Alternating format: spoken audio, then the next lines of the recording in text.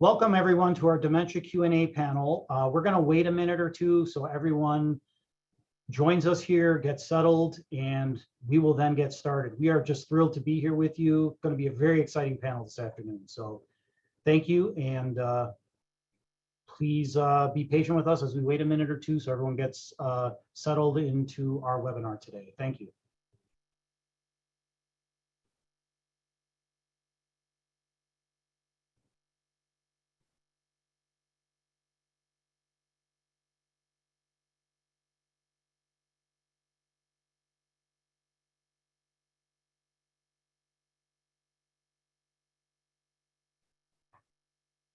We'll give around another minute or so, everybody, and then we'll get started. Thank you.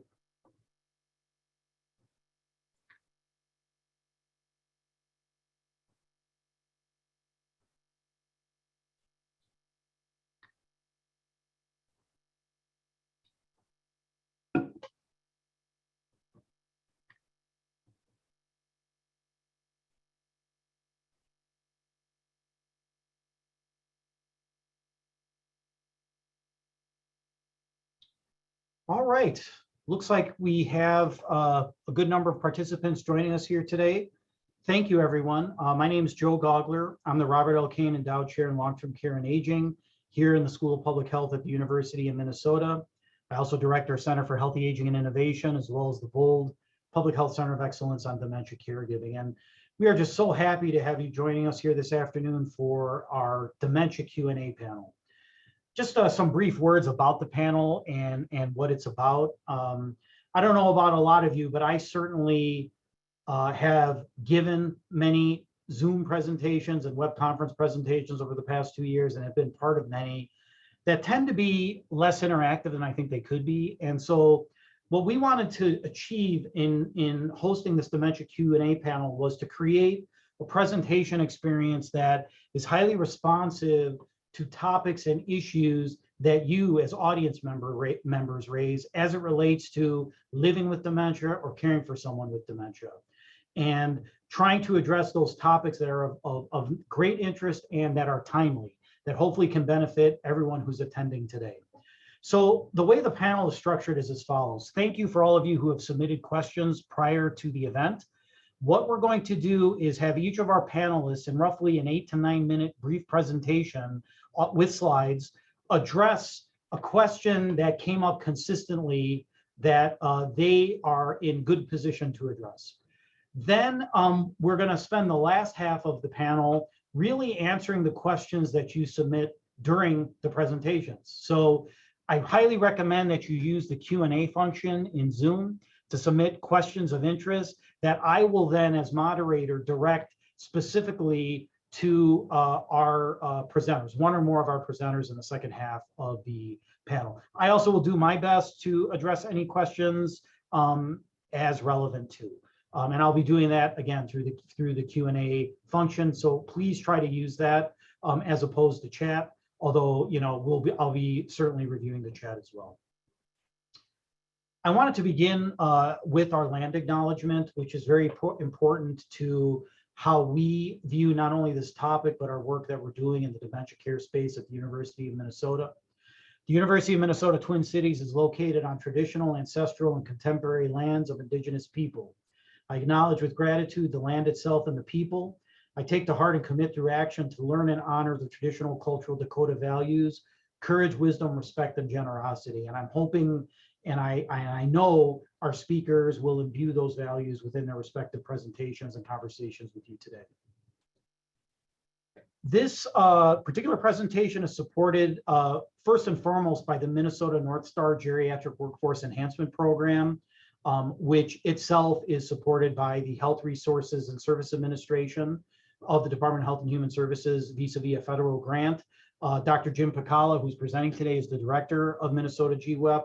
Myself, Ms. Frazier, and others are also involved with GWEP. And again, it's been a tremendous resource to really provide these critical interactive educational opportunities around dementia and dementia care. Also, the Robert L. Kane Endowed Chair in Long-Term Care and Aging, which I hold, has also provided support for today's event. And I'm just going to conclude here, but prior to turning it over to the presentations, again, to really emphasize what a tremendous group of professionals, experts, and scholars that we've pulled together to, again, really offer to you a multidisciplinary expert panel in geriatrics and dementia care to address the many, many issues, sometimes very individualized local issues that you might be experiencing. We felt the best way to do that was by creating this and assembling and hosting this multidisciplinary panel. And they include, many of these are individuals we've collaborated with, close colleagues I can't speak highly enough of. Amy Busker, who's a geriatric pharmacist out of M Fairview Health. Jill Sigliana, who is an occupational therapist and particularly is very well versed in incorporating evidence-based dementia care practices through her home care program that she works in. Robin Frazier, who's our Associate Director of Equity and Community Engagement in the Center for Healthy Aging and Innovation here at the University of Minnesota, expert with decades of experience in cultural issues as it relates to dementia and dementia care. We have Sarah Okoa, who is a physical therapist expert. Dr. Jim Picala, again, very close colleague of mine. He is not only the director of the Minnesota Geriatric Workforce Enhancement Program, he also is the chair of our Division of Family Medicine in the School of Medicine at the University of Minnesota, and a longtime, well-respected geriatrician and scholar of geriatrics care. And then we have Lucas Spaeth joining us as well, an elder law attorney who will really address the many, many issues that come up around consent, legal issues, planning, those kinds of concerns. So again, really excited with this panel that are joining us here today. We're going to start with Dr. Jim Picala. He's going to address some key questions that, again, several of you posed prior to the panel, and I'm going to turn it over to Dr. Picala. Thanks so much. Well, thank you, Joe, and I'm really pleased to be here and honored to be a part of this panel, and I really look forward to the presentations and the discussion afterwards. I'm going to be addressing the diagnosis of Alzheimer's disease and dementia today, and then I'm going to speak a little bit about some of the newer tests for diagnosis that are coming online, and we'll try to put those into perspective for today's practice. The diagnosis of Alzheimer's disease is a clinical diagnosis. It's done clinically by a healthcare provider, usually a physician or a nurse practitioner. And the definition really has, the diagnostic criteria really have three main dimensions. The first one is that it has to be sustained. It has to be a cognitive loss that is sustained. And by sustained, we usually mean months to years, not days or weeks. The second thing is that it has to be across more than one cognitive domain. So there are cognitive domains of memory, speech, registration, calculation, decision-making, and so forth. And so you have to be able to demonstrate that there is a deficit in more than one of those domains. And finally, the cognitive deficit has to interfere with the patient's prior level of functioning. So if a patient comes in, those are the diagnostic criteria that clinicians are looking at to suspect and diagnose dementia or Alzheimer's disease. It's got to be sustained, weeks to months, multiple domains, cognitive domains. In Alzheimer's disease, it is usually memory and another area, language often. And then the third is it has to interfere with the patient's prior level of functioning.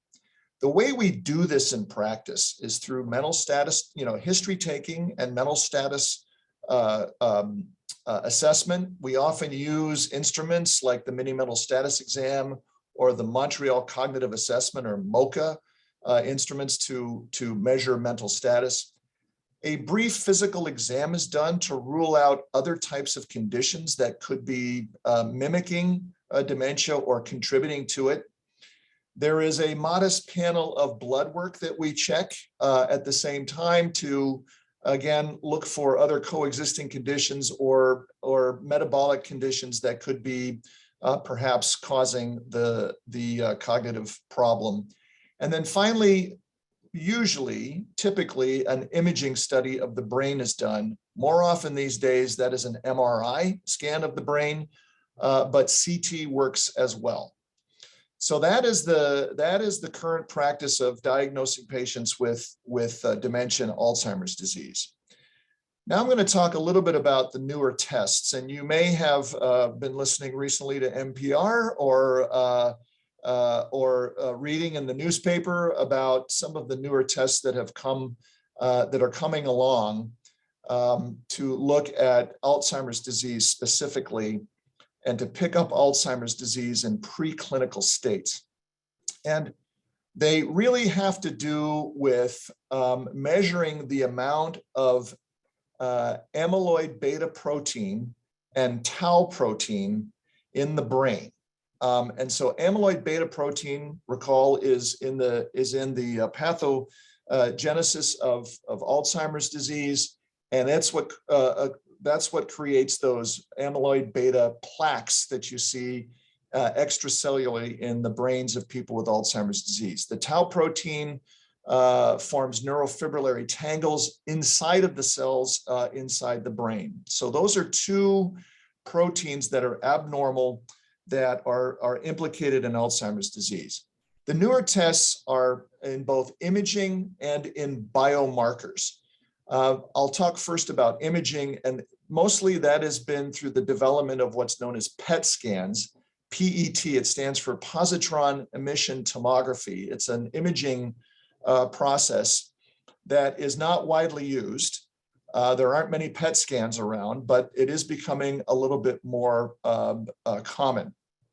PET scans are able to tag tau and amyloid beta protein and their concentrations in the brain.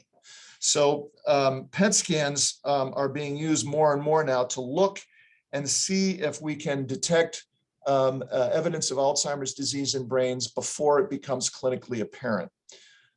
There's also a technique out there using MRI called functional MRI, and that's where you actually study the blood flow in very specific areas of the brain during mental tasks.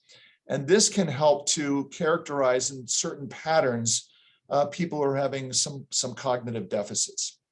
In addition to imaging, there are biomarkers. Biomarkers are measuring mostly those proteins I mentioned, the amyloid beta protein, the tau protein, and then precursors or associated proteins, one of them known as p-tau. There's a new one called neurogranin, and a whole host of other possible biomarkers of Alzheimer's disease are being looked at. You measure biomarkers typically in the cerebrospinal fluid, so you need to have a lumbar puncture. It's known as a spinal tap, and they take some of the fluid out and measure the levels of those markers. More recently, and the derby is on to see who can really come up with this, is to measure the amount of these proteins in the blood, in blood plasma. So instead of having to get a spinal tap, you could just have a blood test that measures these biomarkers. And this is all still sort of in the experimental realm, but what they're being able to do is to look at populations of patients and look at their patterns on PET scanning, their patterns on functional MRI, their CSF biomarkers, and their blood biomarkers. And then put all that data together and see if it can predict which patients will go on to actually develop Alzheimer's disease. And this could very well be the future in the next few years of the diagnosis of Alzheimer's disease. Some big hurdles to get over before that happens. One of them is, there's research and then there's clinical care, and sometimes the translation of research findings into clinical care goes over a few bumps. Secondly, is that when they've been looking at these multimodal methods for diagnosing Alzheimer's disease, they're finding a huge variation.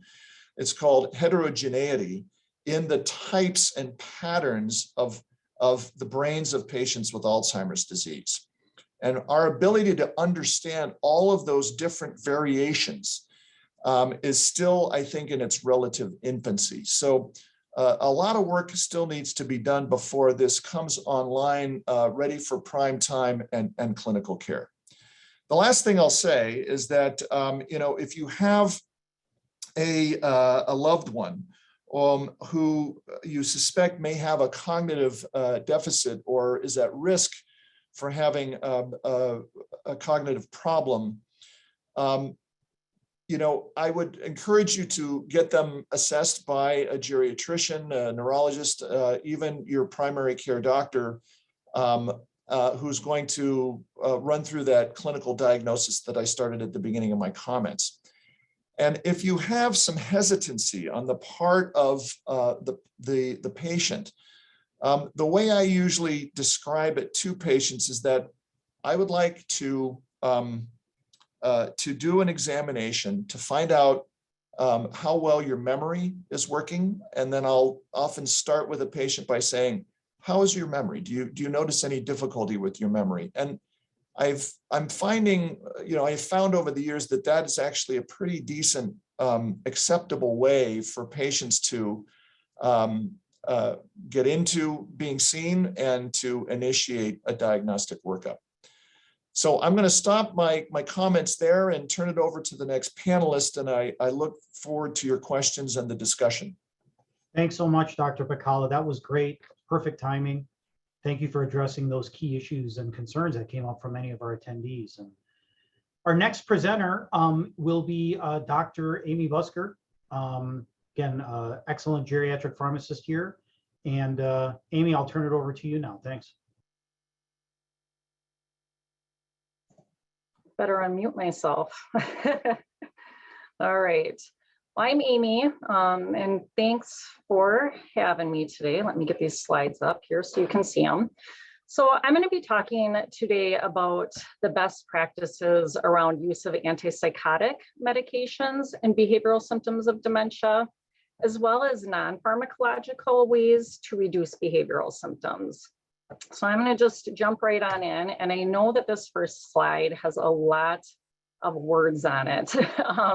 But Amy, I wanted, we're not seeing slides. Oh, shoot. Hold on here. I hit share screen. Sure. Are you now? We are not.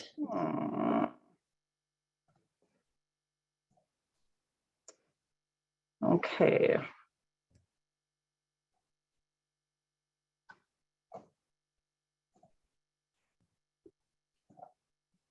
Now are you?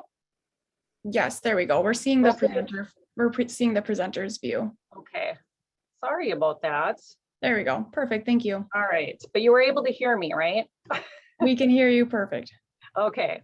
All right. So I am going to start with, all right.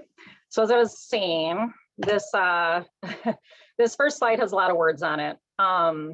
But I did want to include this for people to read. And actually, I apologize, I am going to read it. I don't normally do that right off the slide, but it sums up really well what the recommendation is with regards to antipsychotics in dementia. And also it has a good explanation as to why.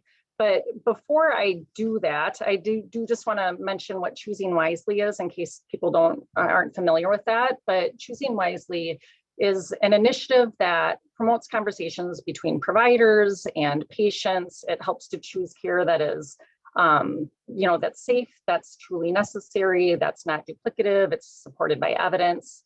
And they, partner with different medical organizations to provide recommendations. So American Geriatric Society's recommendation with regards to antipsychotics and for behavioral symptoms of dementias, they say don't use antipsychotics as the first choice to treat these behavioral symptoms.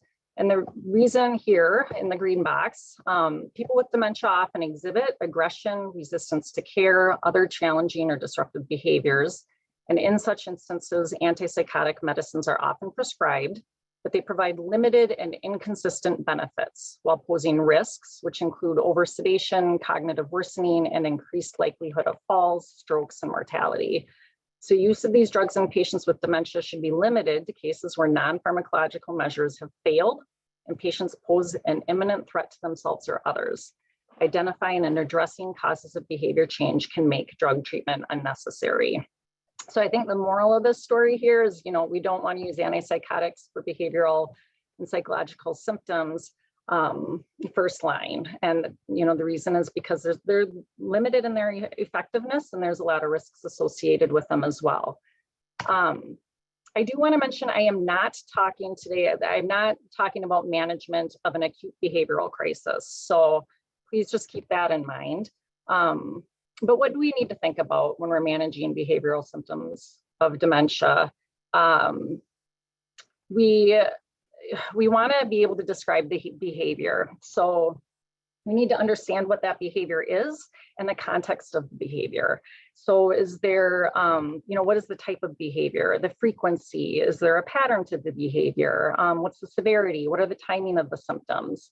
And consider potential triggers and reversible causes. And I have listed what kinds of things those can be, environmental, physical problems, and so on.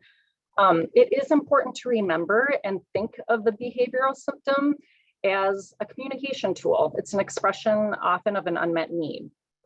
So, I'm going to give a few examples of some of these. So an environmental trigger could be that maybe it's too stimulating or too loud, or it could be too understimulating.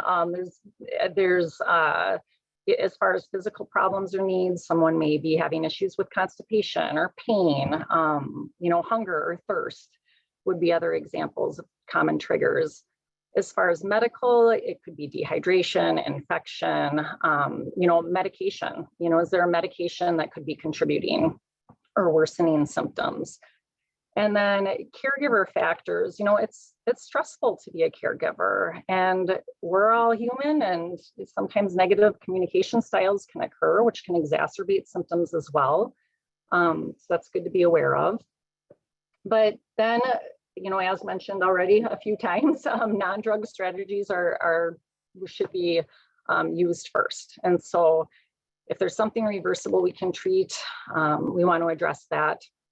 So, for example, let's say there's maybe a medication that was started that we're concerned could be, contributing. We want to look at reducing the dose or potentially stopping it or changing to an alternative.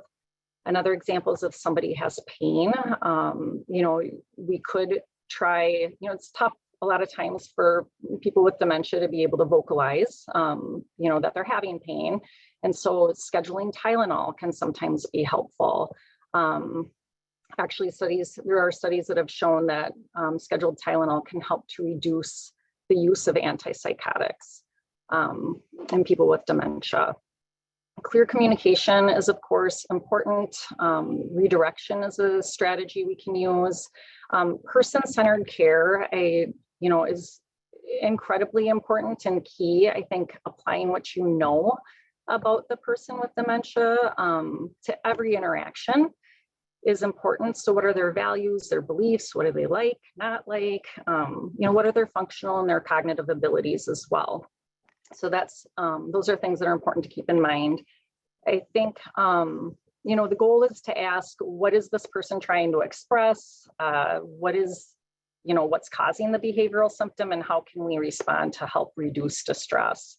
So for example, if you are noticing an increase in agitation, first of all, we need to try and say what the agitation looks like. Agitation is very vague. So is that presenting itself as wandering or repetitive vocalizations? Is it restlessness?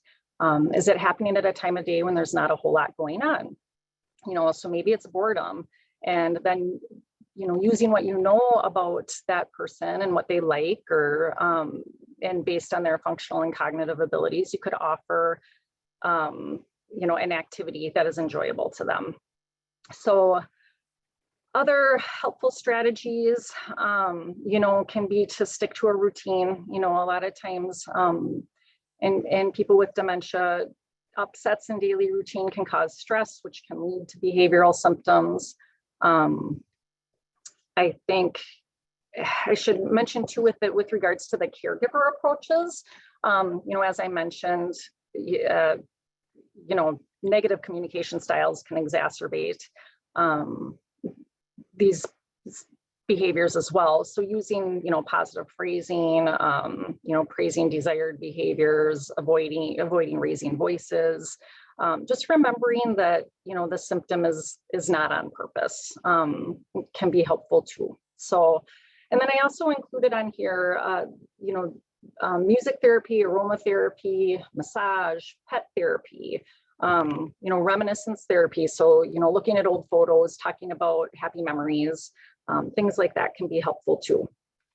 But since I'm the pharmacist, we should talk about drugs as well. And when these non-drug interventions have not worked, some appropriate treatment targets here is for people who are having aggression or agitation or psychotic symptoms such as upsetting hallucinations or delusions that may be causing severe distress or causing the person to put themselves at harm or others, then it may be appropriate to treat with an antipsychotic. It's really important that shared decision-making continues. So before starting treatment, of course, wanting to discuss what are the overall goals? What are the specific goals of treatment? What is that target symptom that you are trying to treat? And then the risks and benefits, of course, of that particular medication. And non-drug interventions should always continue, even when you're starting medication. The combination can be more helpful too. So that's something to keep in mind. We don't stop those just because we're starting a medication. And then oftentimes the second generation antipsychotics are preferred. And so these are the newer ones, and they just have a more favorable side effect profile. And so these are like Seroquel is a common one, which quetiapine is the other name for it, or risperidone is Risperidol, and similar drugs. So Dr. Busker, you have about a minute left. Okay, all right. So you want to start low, and then only increase if needed and if tolerated to the minimum effective dose. And then, of course, monitoring that target symptom. Is it working for what we started it for, and adverse effects as well. If you don't see a benefit after an appropriate dose after 4 weeks, then you'd want to taper and discontinue it. If they're responding okay, but you're noticing an adverse effect, weigh risk versus benefit of continued use. You may, even though they may see, have seen a positive benefit from it, if there's an adverse effect that's bothersome, taper and discontinuation may need to be considered. It is important to taper these medications versus abruptly stopping them. And then if an adequate response, you do still want to attempt to taper, 3 to 4 months after starting treatment. Monitor closely during that taper. So about, once a month. And then for 4 months after that as well. So just important to remember that even if a person responds well to it, we still do want to attempt gradual dose reductions because of the risks associated with the medications, and behaviors do wax and wane often too. And I think I've got a list of resources here. So if people want to take a peek at those at all, they're there for you. Thank you so much, Dr. Busker. Excellent presentation. It's certainly generating a lot of interest here in the chat and the Q&A, and hopefully we can return to some of these really important questions that are coming up. So thanks again, Dr. Busker. Next up, we have Jill Sigliana, again, occupational therapist professional from Memory Care Home Solutions. We're so glad that she can join us here today. And I'm going to turn it over to you, Jill. Thank you. Thank you. And I'm pulling up my screen. I hope you can all see it. Yes, you're good to go. Thank you.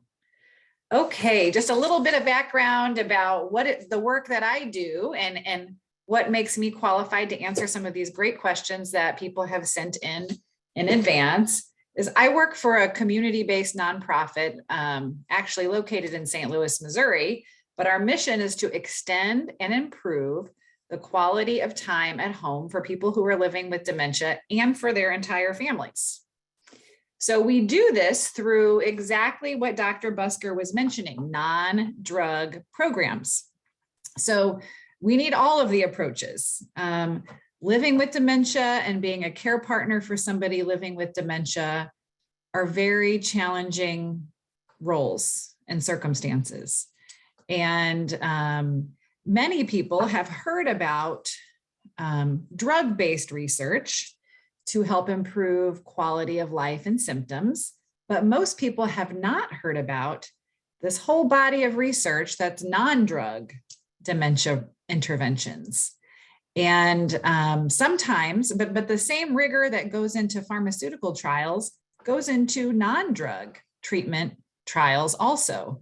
So researchers around the country and really around the world study these interventions and find that non-drug dementia programs often have even bigger impact on quality of life for people who are living with dementia and their family care partners.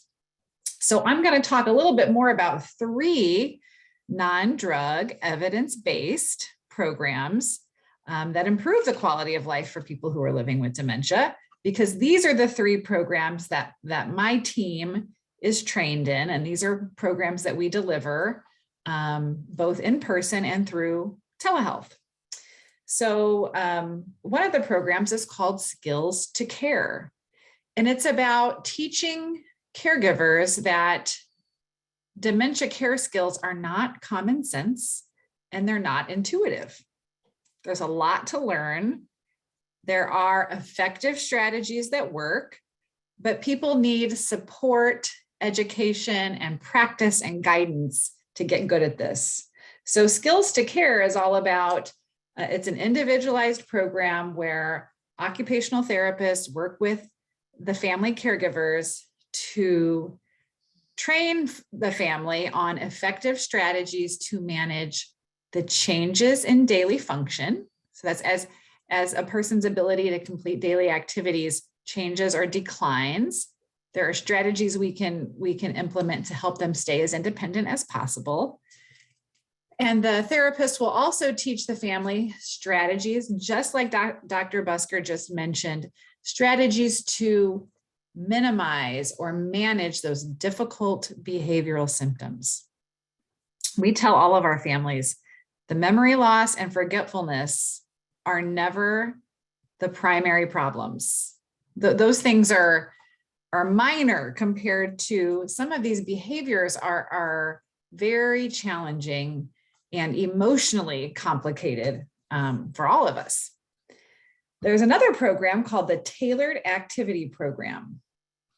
And this program teaches the use of prescribed activities to manage difficult behavioral symptoms of dementia.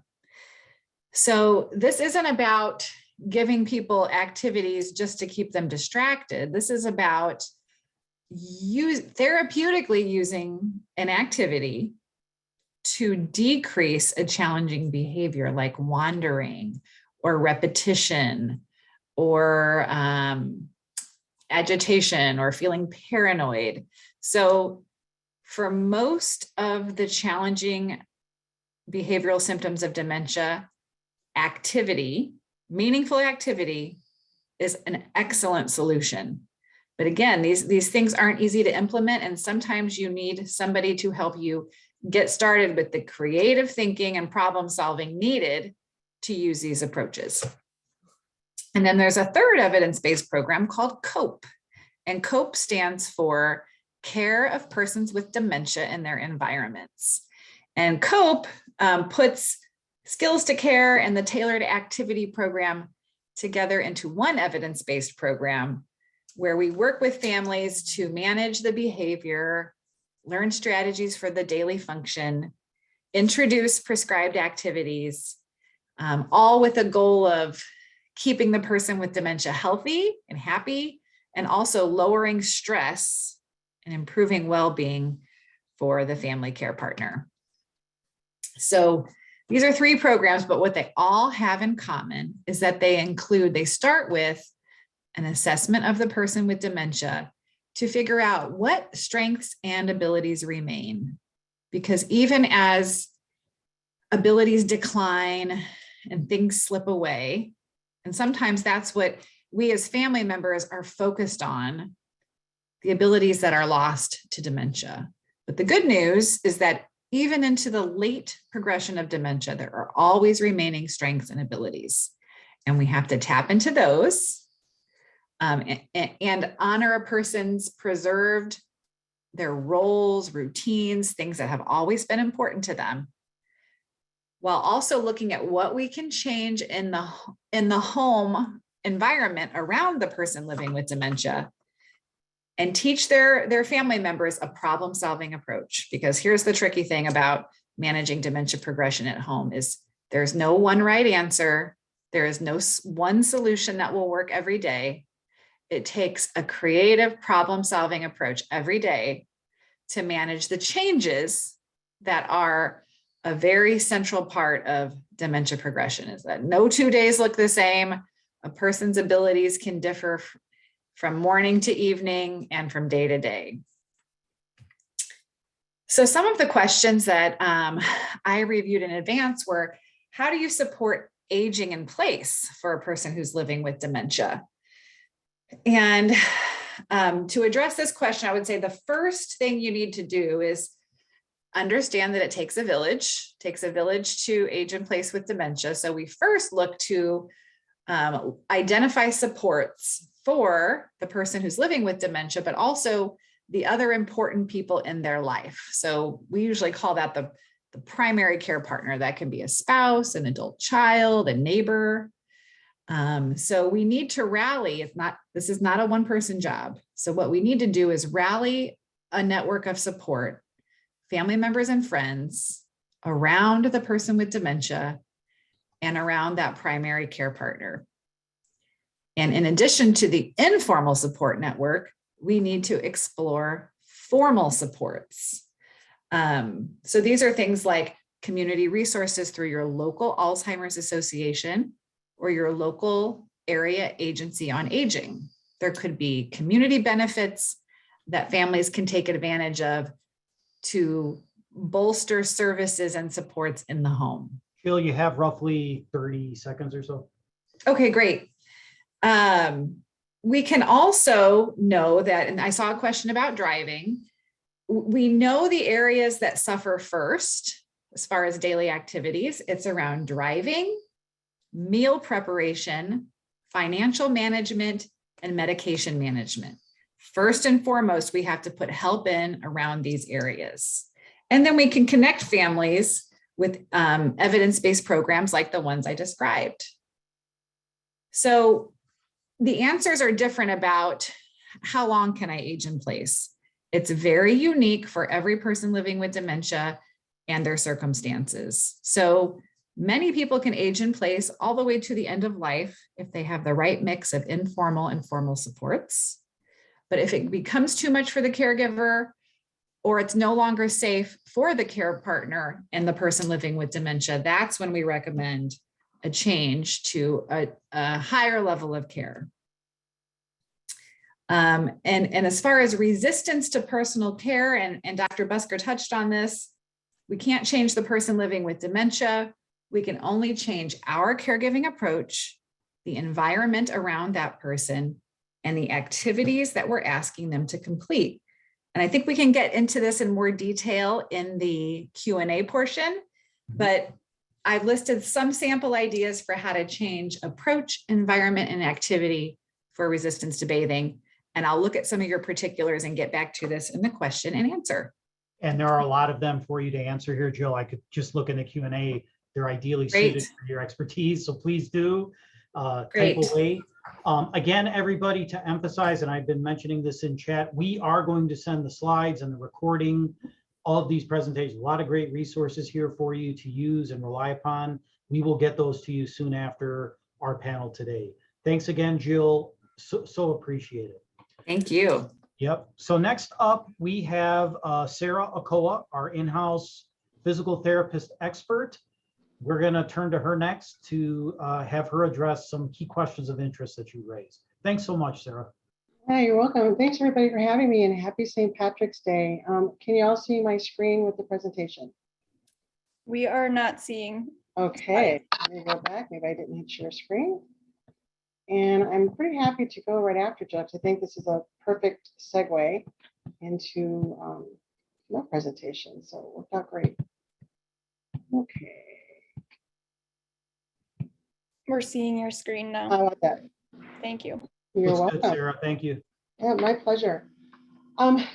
So Jill talked a little bit about, positive approaches and tailoring a program. And again, perfect segue. You're going to see a lot of similarities into my presentation as well. But what I like to focus on is maybe how the person with dementia hears us, sees us, and is processing information. And then to what Jill was saying, how do we incorporate that into an activity or exercise? And I think a really important point that we all know for people who are living with folks with dementia or work with these groups of people is that it can change moment to moment, day to day. The smallest thing can engage someone, and the smallest thing can upset them and agitate a person. So it's tough to know where to begin. In healthcare, we just want to keep things moving and interesting. We want to move in familiar and functional patterns, and we need to really keep it simple. As therapist, I will tell you one of the challenges I personally had in working in the post-acute skilled nursing environment was slowing down for me and giving my patients enough time, and even caregivers enough time to process information and to understand how we can get better outcomes and have a happier environment all the way around if we just slow down a little bit. A speech therapist shared with me something a long time ago that I always keep in my brain. She always said, when working with anyone with cognitive impairment, we need to touch, then talk, or talk, then touch. We need to really think about reducing the amount of sensory and auditory input that folks with dementia are having to process, because it can really, again, to what Jill was saying earlier, alter the outcome of our session pretty dramatically. So I want to just go over just a few things that in healthcare that we utilize. One of the things that we have available as a resource is something from the Allen Cognitive Screen. It's a screen that evaluates the ability of someone to make decisions, to function independently, to learn new tasks or abilities. So this kind of gives us an idea if somebody is in the early, middle, or late stages of dementia, and we're working on a specific task on walking or exercise or using a new device, what are some different approaches that we could utilize? Another tool that we look at, and that I would encourage everyone to access, this is Tipa Snow's Living Gems. Tipa Snow is a leading advocate and educator for folks living with dementia or other forms of brain change. And her whole philosophy, to what Jill was also echoing, was a positive approach to care. Because as we know, it can be a challenge for the caregivers as well. It takes a lot of energy, a lot of input to really be positive and upbeat with people with dementia when we're working to have them perform a task or engage in an activity. So you can access her information on tipasnow.com. It's free. And the thing that's really awesome about her site is that she breaks things down, not just into these living gems, which she describes as Sapphire would be somebody who's pretty cognitively aware, down to the Pearl, who is a person who is very far along in their dementia, where they may have moments of clarity. And when they do, it's pretty eye-opening and exciting to see what that person's insights are in those moments of clarity. The great thing she also does is she breaks these down into patient voice. And it's really eye-opening when you review that, what the patient's perception is of us when they're in these different stages. And then utilizing that information to assist them in their care. So some exercise considerations, and again, this is certainly not all inclusive, but I thought I would break it down into early stages when a person is just starting to show some signs of cognitive impairment, to middle stage, to late stage. And the thing to understand, I think we are all aware of, especially folks working with people with dementia or have loved ones or friends with dementia, is that they can ebb and flow between stages, depending upon their fatigue level, depending upon their environment. Many factors play a role in that. But in general, when we want to engage folks in an activity or exercise, when they're in their early stages, we talk about characteristics. And what that is how is that person presenting? Again, how do they hear us, see us, and how are they processing information in these early stages? In these early stages, work environment is really, or they consider the environment is really important, meaning if I have a TV going on at home and a radio going on at home and the phone is ringing and somebody's on the computer, it's going to be very difficult to engage my family member in any kind of activity. There's too many things going on. So we kind of like to work on the perimeter of those activities so that, again, we're reducing that auditory stimulation to help engage them. We want to keep instructions very simple, 3 to 4 step instructions. We want to be aware that we want to use some exuberance in our description of what we want them to do.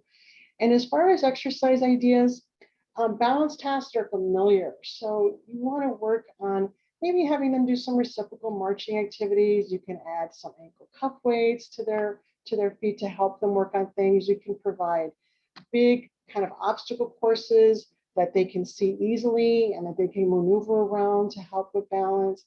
It's kind of fun if you have family members to do things that are stop-start. So you can do Simon Says. I know it sounds silly, but you can have them think of different activities they want to do within that game. And if you have young family members, this is a really nice opportunity to engage them also in some of these tasks. And it just makes it a lot of fun for people. And you want to use familiar patterns like catching, clapping. This is somebody that mentioned music earlier. That's a great idea. And again, you want to start with developing your rapport. And with that, using some of these reminiscence therapies that we talked about earlier is what is important to that patient? What's familiar to my family member? What engages them? You know, is somebody a janitor in an earlier life? And so they like to have a tool belt with keys and they can maneuver around their garage or their home and fix minor things. So they can, I have them walking and moving, but they're still doing tasks that are meaningful for them and safe for them to do. And then we can move into the middle stages. And it's important to consider that as we move through these stages, that we still are having some of the considerations of the stage just previous. So in this middle stage of dementia, we need to recognize that our folks may not have very good awareness of the lower half of their body. So when we ask them to move their feet here, or put their foot here, or move your leg here, they may not really have an understanding or even awareness of that area of their body. So we need to make sure that we are staying in a position and a place where they can see us, where we're helping them with their attention span. We said earlier, we want to kind of keep things moving, but at a pace that's appropriate for that person.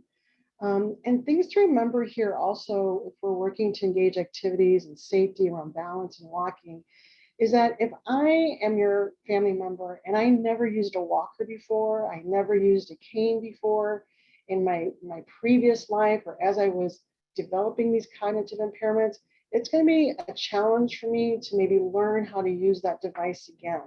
So we need to be patient, we need to be repetitive, we need to remind them what we used. I had a family member actually take a videotape of their person, their close family members, their mother, and show them how they had been using the walker the day before. And I thought that was pretty interesting. I wasn't sure how that was going to play out, but it actually worked out very well in this scenario. Sarah, I have to apologize. You have roughly a minute left. Okay, and so it was very great because the family member said, oh, that's me, I did that. And then they were able to engage in that activity again. One of the tasks to remember here as we move into these middle and late stages is that we want to do things where they're weight bearing. If we just ask them to sit and kick things out, move their legs out, it's kind of a challenge. We want to keep things in functional patterns. So again, these are here for references for you to refer back to. When we get into the late stages, their processing is much slower. There tends to be a tunnel vision. So we need to make sure we're right in front of people as we're asking them to do tasks. There's a limit of 12 to 14 inches. So things to be aware of and cognizant of. In these late stages, we want to maybe work on bed mobility tasks and working on some core strength just for their safety. So to summarize, again, echoing what Jill had shared with you, to get the best positive experience with activity or exercise, We want to be expressive, use gestures. We want to use 2 to 3 word phrases. Be patient as there may be delayed responses to what we're asking them to do. We want to keep activities familiar and functional. And we want to consider that restricted visual field and be in front of our patient so they can, or a family member, so they can see what we're asking them to do. And again, just be aware of the environment that we have them performing these tasks to get the best experience for everybody involved. So I appreciate your time. Thank you. This time goes by very quickly, but we'll all be here for questions afterwards. Thank you. Sarah, thank you so very much. Great presentation. Again, wonderful resources. We have an incredibly vibrant chat and Q&A going. I know many of our speakers are answering questions. I'm trying to answer questions as best as I can. So yeah, this has been just an incredibly interactive, exciting day of presentations. I wanted to turn next to our Associate Director of Equity and Community Engagement here in the Center for Healthy Aging and Innovation, Ms. Robin Frazier. Really looking forward to her presentation. I can already see some of the topics she's going to be addressing have been already asked in chat. So your presentation is timely, Robin. I can't wait to see it. Okay, and can everybody see my slides? Yes, we can. Okay, great. Thank you. And so I am going to talk about 3 themes, and then we'll have time with the Q&A. But want to talk about what are some of the cultural considerations to address as you, deal with memory loss and dementia concerns. Also want to talk about communications. Lots of the questions we receive are on when do I do it? What do I say? Who should be there? So we're going to talk about that. And then equally important is providing resources for you. We always want in these sessions you to leave with information that is relevant and timely. So let's go to the first area and talk about cultural considerations. And I just gave a sample question here that is one that we frequently get when a person is seeing a change. And so in this case, a person is saying, my grandfather seems less like the man that I spent my summers visiting and shared time with at the African American Episcopal Church. After not seeing him for 2 years during the COVID pandemic, I was stunned by all of the changes that I saw. And it says, when I try to discuss this, people in the family are dismissing my concerns. Everybody just ignores me. And I'm sure if we had a show of hands, there would probably be many raised hands for people that would say, I have concerns, but no one else wants to talk about that. And so what is important is to understand what are some of the reasons, that people don't want to talk about the changes that they're seeing. And they really relate back to 3 areas, stigma, shame, and silence. And so I'm going to give you some examples of each one of those. And let me say that each cultural community is different. And even within a cultural community, there's lots of variation in terms of people's knowledge and education and awareness around Alzheimer's and dementia. So these are some of the general considerations where you'll have to assess if they're applicable to the people that you're working with. And so in terms of stigma, one of the major drivers of stigma is that people have had a lack of access to information and education. And so they really have not had the opportunity for community education classes or discussions to learn about Alzheimer's being a brain disease, that it is not a normal part of aging. And so what you'll find is lots of times with Alzheimer's disease and related dementia, people associate that with a mental health issue.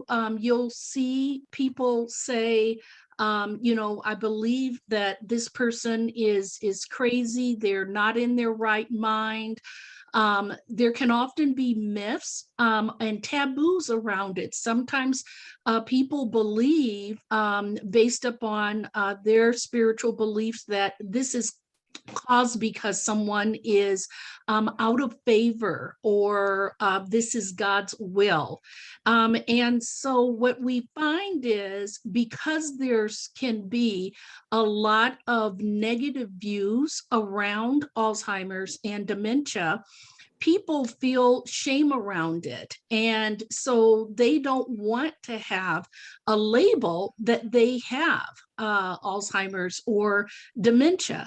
Sometimes they don't trust the healthcare professionals. And a big factor is that people are worried that a diagnosis is going to trigger an immediate loss of independence. And I'm just going to repeat that one for emphasis. The diagnosis is going to trigger an immediate loss of independence. And the reason that this happens is often in the diverse cultural communities, people, because they haven't had the education and awareness and aren't able to differentiate what is a part of normal aging versus what could be a cognitive problem, they are often not getting a diagnosis until the point of a crisis. And so in my time of working with the Alzheimer's Association, I had the people in early stages, and they were showing me applications and learning Spanish and going to work. And so you see them actively engaged in community and following their passions. But when we see the late diagnosis at a point of crisis, often that triggers an immediate situation where you're being advised in the hospital, mom cannot live at home, it's not safe to her, and then everyone is dealing with things through an emergency situation. And so when you have the stigma combined with the shame, you are going to have the silence. And part of what plays into the silence is people feel like, without a cure, why do I need to know about this? And they want to be independent. So these are the things, when you think about the barriers, it's the stigma, the shame, and the silence. And so the question becomes, how do we deal with these? And so what's really important, if you're working with a community, is to really assess what the community's knowledge is around it, work with them on developing education that is culturally specific, and then also having interventions that will help reduce these areas. The second area that I wanted to talk about is communications. We hear people saying, I just dread this discussion. And here's an example where a person is saying, after speaking with my siblings, we all agree there's red flags with my father's memory and behavior. We have several concerns about additional dents in the bumper of the car. There's a shutoff notice for the water, and our chef is burning the steaks. When should we say something? And so one of the first things that is important is to assess the situation. And earlier, Jim Pacala talked about the domains of where we see that cognitive decline. The Alzheimer's Association has many tools around the 10 warning signs of Alzheimer's or dementia. And so you want to review those signs and say, this is what we're seeing, and have that. And then Robin, I'm so sorry. I could listen to you the whole time. You know this. Yeah. You have around 45 seconds or so. Oh, okay. I was showing 2 minutes. Okay. No, thank you. Thank you, Joe. Okay, Yeah. I put it in for 9 minutes. Okay, I'll be right on with this.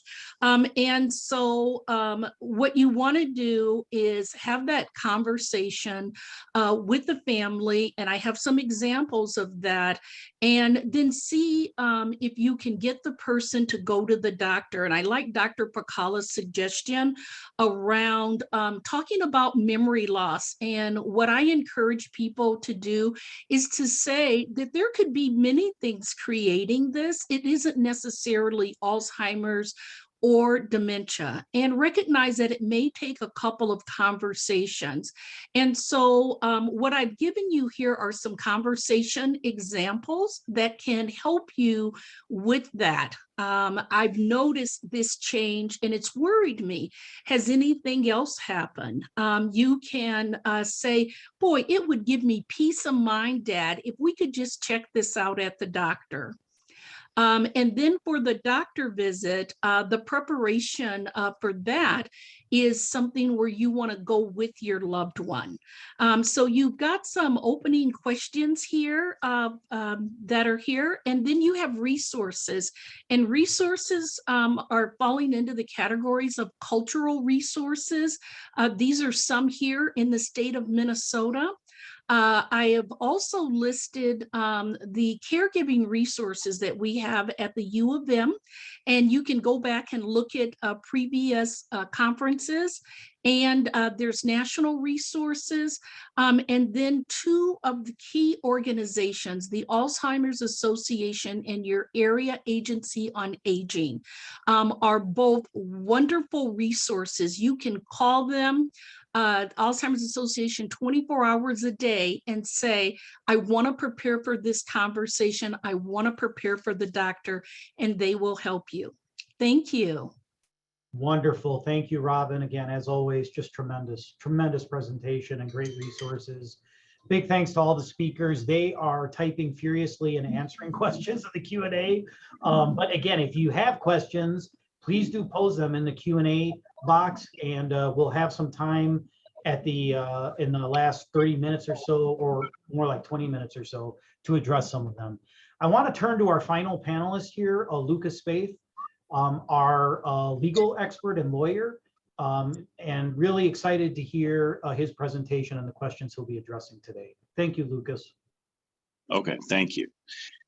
So I'm Lucas Spaeth. I'm an elder law attorney working with Volunteers of America Estate and Elder Law Services. I deal with medical assistance planning, guardianship, conservatorship, and estate planning, dealing with a lot of clients with diminished capacity. So what I want to talk about today is diminished capacity and the legal issues surrounding it. First of all, it's important to think about mental capacity the same way we think about physical incapacity. We all have different levels of abilities physically. You know, I used to be able to dunk a basketball, and maybe now I can't. So does that mean I'm incapacitated? No, it means I have a lower level than I used to. Mental incapacity is the same way. It's not an all or nothing proposition. Everyone is on a spectrum of capacity mentally, same way they are physically. So I always use the example of a person in a wheelchair sitting in front of steps. Now they can't make it up those steps without help. Does that mean they're incapacitated? Well, it depends on their environment, doesn't it? It depends on the challenge in front of them and what their environment looks like. So if there's a ramp going up those steps, then they have the same level of capacity as a person with working legs. So you look at their level of capacity and the environment that they find themselves in. And the same is true with mental incapacity. A person with diminished mental capacity will have the ability to do some things and not others. Legally speaking, different legal acts require different levels of capacity. For example, medical decision-making and the creation of a medical power of attorney or medical healthcare directive requires a fairly low level of capacity. The healthcare directive statute says that in order to have the capacity to create a medical power of attorney, you simply have to have the ability to understand the medical options in front of you and to make and communicate a reasonable choice between your options. What that means is if you can sit in front of a doctor, hear your options, and make and communicate some kind of choice, even if it takes you a long time, even if it takes a lot of explanation from your doctor, you have that basic ability, and you can be signing legal documents regarding your medical decisions, specifically a healthcare directive. So just because you have a diagnosis of dementia or some other mental health diagnosis does not mean you can't be signing legal documents. That being said, there's other documents that maybe you should not be signing, like let's say a deed to sell your home. Signing a deed requires a much higher level of capacity. We call that the capacity to contract. If you don't understand the concept of selling a home, understand and are able to formulate the desire to complete that transaction, then I would never allow somebody to sign a deed. A power of attorney is another example that requires a higher level of capacity. If I see that someone doesn't understand the concept of agency or isn't able to express a very clear wish and desire to sign a power of attorney, then I would never allow that person to sign. Simply is a greater bar. So I analyze every case by looking at the person, looking at their level of capacity, and really thinking about their environment. Should they be signing this legal document? Now, I'd like to talk about a concept called supported decision making. People with diminished capacity have different levels of mental ability, and so a lot of times people jump straight to what we call guardianship and conservatorship. Guardianship and conservatorship are kind of the atomic bomb solutions for diminished capacity.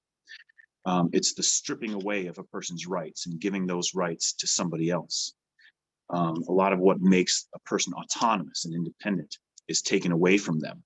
They can no longer make their own medical decisions, their own decisions about where they're going to live. About a lot of times their voting rights are taken away from them, and rights to access and make decisions about their own money and their own property is stripped away. And that's a very extreme solution. So we try to espouse this idea of supported decision making, where the person keeps their rights and keeps their own powers to make their own decisions as much as they possibly can. And the way we do this is by arming their caregivers, their family, friends, their neighbors, arming them with the tools they need to support the person with diminished capacity. So most of the time we look for the most trusted individuals, usually the spouse or the children or the church friends or the neighbors. We encourage the creation of a power of attorney and a healthcare directive or a trust. Now, these documents give those caregivers the tools they need to exercise agency, to support that person when they can't act on their own. For example, making medical decisions. Maybe there's a decision that's a little too complex for the person to understand and make. Well, and that for that specific decision, the healthcare agent, also called the medical power of attorney, would step in and make the decision for the person. Financially speaking, a lot of times people lose the ability to manage their own income, pay their own bills, sell their own property, or basically transact with their own property. In that case, the power of attorney would come into effect. And the power of attorney, the person appointed, the agent, would be able to use that document to manage the finances, to access the bank account, to sell or lease the real estate, or mortgage the real estate, to basically sign documents on behalf of the person with diminished capacity. So a power of attorney is a very powerful document. It's a powerful tool that will allow a caregiver to basically help the person out when they need it. A trust is another way to get that done, by the appointment of a trustee. That's a little more complicated though. So generally speaking, the power of attorney and the healthcare directive are extremely important documents for anybody. Anybody over the age of 18, we say, should have a power of attorney and healthcare directive, because you never know when someone's going to go through a period of incapacity. Now, what happens if someone fails to create these documents? Now, if someone with dementia just refuses or fails or forgets to sign or create a power of attorney and a healthcare directive, then when the time comes when they can no longer make their own decisions, generally we have to go to court and get a guardianship appointed. Now, this is a big burden on the family members, the caregivers, because they're the ones that, in a sense, have to sue or petition for the appointment in an adversarial proceeding against their relative. Basically, have to sue them in court to be appointed as guardian. It's an adversarial proceeding. I try to make people understand this, that you are party opponents with your loved one. You're kind of enemies in this proceeding. You're asking the court to strip them of their rights and give them to you. And it can be very painful. Oftentimes I have children testifying against their parents, or aunts and uncles testifying against their brothers and sisters, or whatever. It can be a painful process, and the way to avoid it is to plan ahead, to get the power of attorney and the healthcare directive or the trust or the estate plan done before the person with diminished capacity reaches the point where they can no longer sign legal documents. And if you wait too long, then yes, you will end up in court. Oftentimes the elder will say, "Oh, I don't want to be a burden. I don't want to appoint my child as a power of attorney because it's just too much work for them. I don't want to make them do it." And I always say, the opposite is true. If you don't give them the tools they need to support you, namely the power of attorney and healthcare directive, you're creating more work for them. And because they're probably going to have to go to court and testify and get documents. And then a guardianship is a lot more work than a healthcare directive. And conservatorship is 100 times more work than a power of attorney. First of all, you got to pay legal fees. Second of all, you have to appear in court a bunch of times. Third, you got to do annual reports. Conservators have to report for every penny that they spend or access. You got to show receipts, bank statements, verifications. It's a heavy burden. I have people spending days and hours and weeks doing their annual reports to the court, which is audited. And the auditor has all kinds of follow-up questions. My goodness, it can be a huge hassle. Whereas a power of attorney is a private arrangement. There's no court supervision. It's a private agreement between the principal and the attorney, in fact. So, strongly advise everyone with diminished capacity to, if they still can, to create those private documents, power of attorney and healthcare directives, so that their family can support them. Lucas, thank you so much. Probably have around 30 seconds here or so to wrap up, if you don't mind. Yeah, sure. So the message here is that before it's too late, plan ahead, get these documents signed. You don't necessarily need an attorney to help you with the healthcare directive. Helping your elder with the healthcare directive is not considered the practice of law. Anyone can help you. A power of attorney is helping your elder with the power of attorney is considered the practice of law. And ideally, you should get an attorney to do that, but it's fairly cheap and easy. Whereas conservatorship is extremely expensive. That's all I got. Lucas, that was wonderful. Thank you. Your presentation sparked a number of specific questions in the Q&A box and chat. If you have a chance, Lucas, please, I encourage you to answer some of those directly if you can do that. But at this point, we are going to turn now to our interactive question and answer session. And what I actually did was I just randomly ordered our presenters and I picked out questions that I thought they would be well suited to answer. And interestingly enough, the first person in my new reordering was Dr. Pagala. And so, Jim, this is a question that comes from Monica Lukasiewicz, I believe. I am from Chicago, so I think I pronounced that correctly. I've seen many last names spelled that way. So, Jim, please speak to early detection screenings. For example, which screenings are you finding to be most effective? Which screenings do physicians most want you to be doing? What communication do physicians most want you to send from the screening process? At what point are you conducting screenings? Any other tips? Thanks, Dr. Pacala.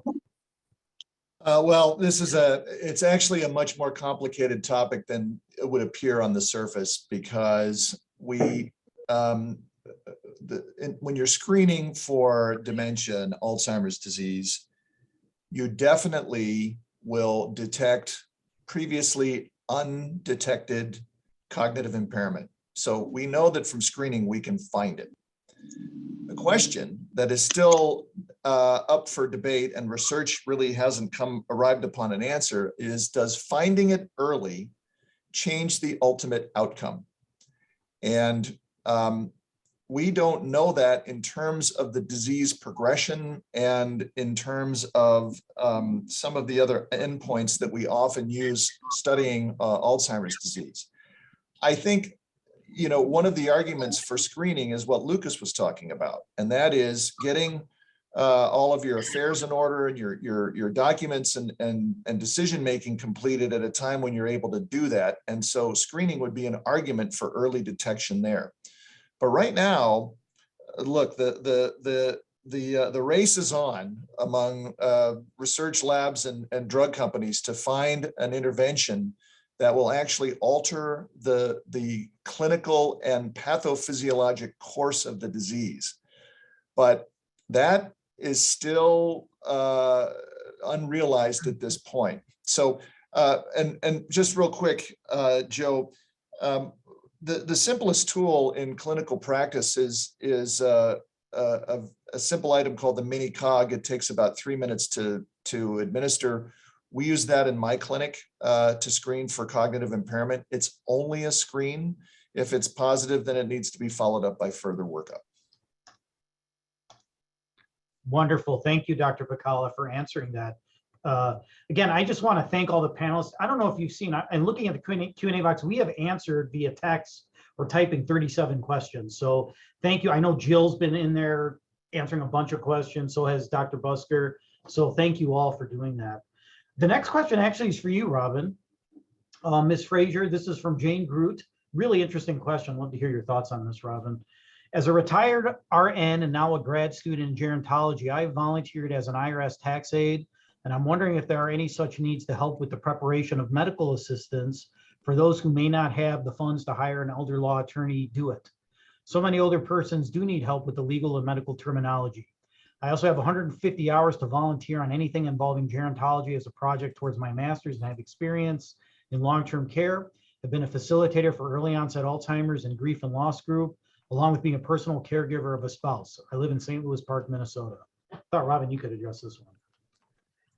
Yes, there are many organizations that would that need and would value your input, and we work with many community partners. And so, if you email me, I will definitely follow up, speak with you, and talk with you about some of those opportunities. There's some organizations that have a lot of volunteers, and others that have very few, and the wealth of experience you bring will be very valuable. And I'm happy to share some options with you.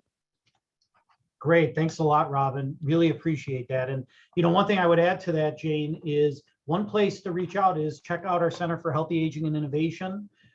We have community ambassadors that are part of our center, and there are many community organizations linked with our center that you can potentially volunteer at and be part of. And they do a lot of this work that Ms. Frazier is talking about. Yeah. Just email us at chai@umn.edu. That's chai@umn.edu. Thank you.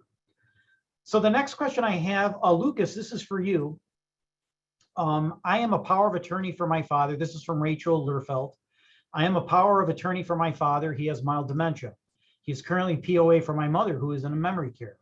I know there is a form that we need my father to sign in order for me to become POA. He is more than willing to sign this document. Where can I find this document without going through an attorney?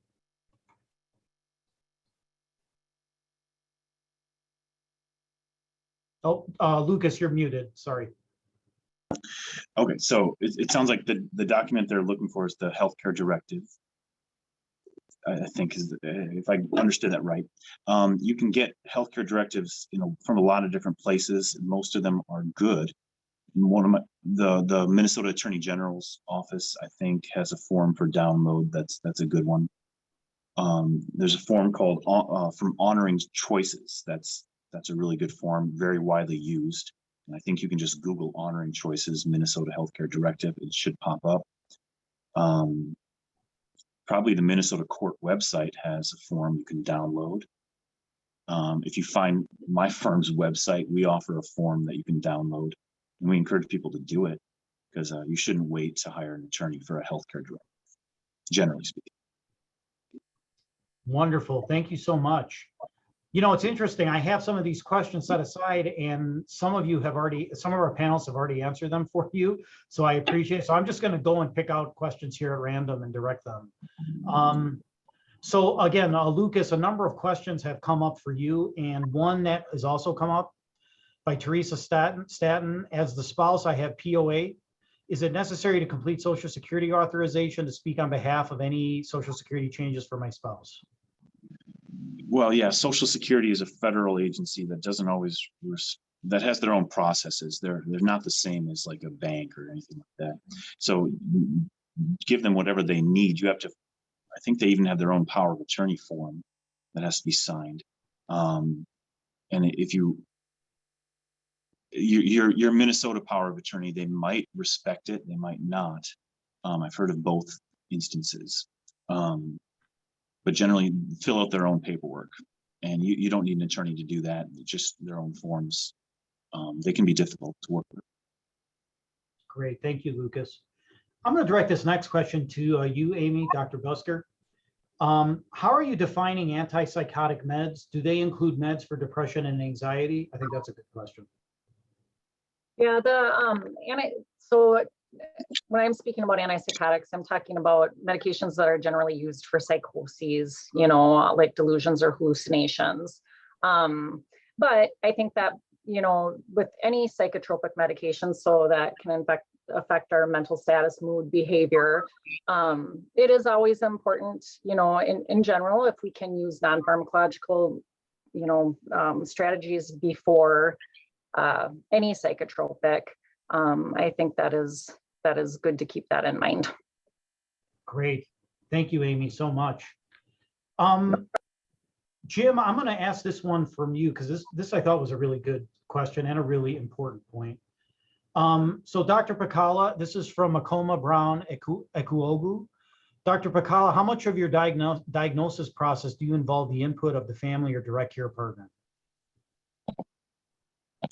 Enormous. Yeah. Enormous. So it's in fact, it can be very challenging if a caregiver, family member, friend who knows the patient well is not present. And so one of the first things that I will do is ask the patient if it is okay if the caregiver is present while I'm doing my assessment.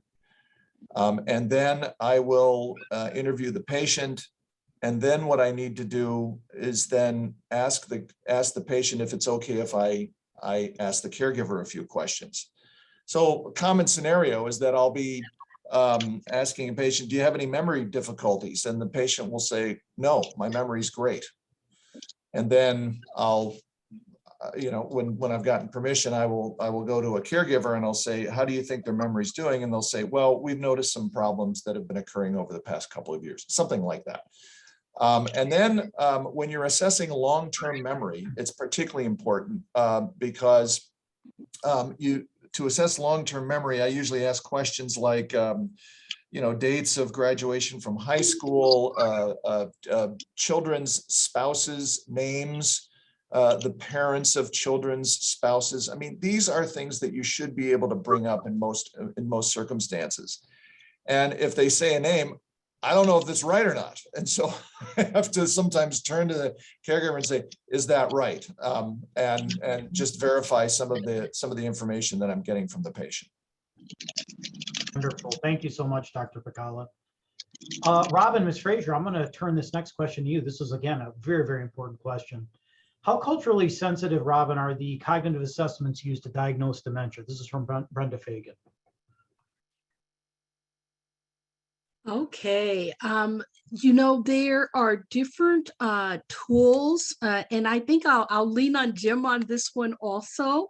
Let me say that I do know that there are community organizations that are doing outreach in the community, and some of the early screening, as Dr. Bacala said, so not diagnosis, but the early screening, because people are often comfortable with that. For example, Volunteers of America has a mobile van, and they will cover the mini cog.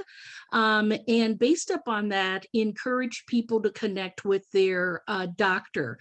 They have adapted some of the tools. For example, for some cultures, the clock is not relevant. It may involve animal naming and other things that are pertinent to them. There may need to be adaptations also based on literacy. And those things. And so it's really important as you work with the primary care physician or the gerontologist to cover that family history. And then Dr. Bacala, I don't know if you would like to add on that, but it is not a one size fits all. Very little to add, Robin. That was excellent information. The Montreal Cognitive Assessment, the MoCA, it was designed to be less culturally specific and a broader applicability across cultures. And but still, Robin is correct. There's lots of none of these have been widely translated and validated in other languages and among different cultural groups. So it is something that you have to factor into your decision making when you're looking at the results of these instruments. Wonderful. And Thank you. I'll just add in engagement with the family. When Jim said they're heavily engaged, that can be so important because sometimes the way to kind of ferret out what the issues is asking what was the person able to do before that they are no longer able to do. And so those types of questions can be very relevant. I have a family member that cannot cook and they were the best cook. They can't make a list to the store. Their family caregivers were yelling at them. They can't make a list. It's not possible. They just like to go and point what they want. And so engagement with the family will really help and talk about what are the things they did that they're no longer able to do. And somebody like Dr. Bacala, they can go back and understand, what skills are impacted. All right. Thank you, everybody. I'm gonna try one last question, and I'm gonna turn it to you, Lucas. This will be our last one. So Lucas, can you comment on voting eligibility and how it is determined and monitored in the case of people with dementia? Is there any consistency across states, any legal standards? Very interesting question. Sorry, Lucas, I see you were just typing, but yeah. I can't speak for other states. In Minnesota, citizens continue to have the right to vote, even if they have diminished capacity or dementia, unless that right is removed by a court. Generally, that's done in a guardianship. In every guardianship case, there's an open question whether or not the right to vote will be left intact. Generally speaking, it is left intact, even if there's questions. Judges are very careful about removing people's rights to vote. So most people subject to guardianship retain their right to vote. But if it's removed, then it's removed in rare cases, I'll say. Okay. I can only assume that other states are the same. Wonderful. Okay, with that, thank you, all of our wonderful panelists. Really appreciate all of the kind feedback we've been receiving in chat. We're so glad that so many of you have found this helpful. I know I always learn a lot in just listening to these presentations and interacting and engaging with all of you. Again, definitely be on the lookout for an email from Ashley Millenbaugh our excellent coordinator of this event. She will be sending you copies of the slides as well as the recordings and other information too. We have a bunch of other events coming up, educational, engaging, and we really believe can help all of us better learn and understand how to best care for people living with dementia. We hope to see you at them. And again, we're going to be adding you to that email list to do so. I think I'm going to close here with the last slide I'm supposed to show, which is please, everybody, whoops, make sure to complete the evaluation that we will be sending to you as well. Again, will be coming from Miss Millenbaugh. I really want to thank Ashley for her excellent work in coordinating. Thank you all for attending. Again, appreciate it, everyone. Keep up the great work, and we'll all be in touch soon, okay? Thanks, everyone. Take care now. So